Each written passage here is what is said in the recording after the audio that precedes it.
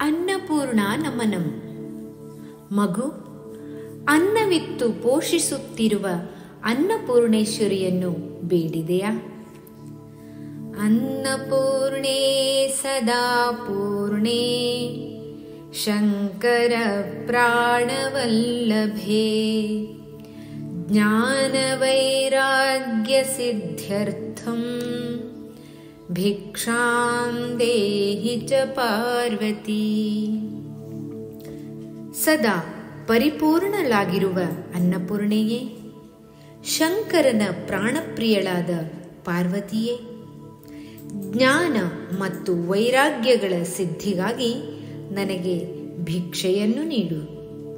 ನಿತ್ಯವೂ ಊಟ ಮಾಡುವ ಮೊದಲು ಅಥವಾ ಆಹಾರ ಸೇವನೆಗೆ ಮೊದಲು ಕೈ ಮುಗಿದುಕೊಂಡು ಈ ಶ್ಲೋಕವನ್ನು ಹೇಳಬೇಕು. ಇದರಿಂದ ಅನ್ನಪೂರ್ಣಾದೇವಿಯು ಪ್ರಸನ್ನಳಾಗುತ್ತಾಳೆ.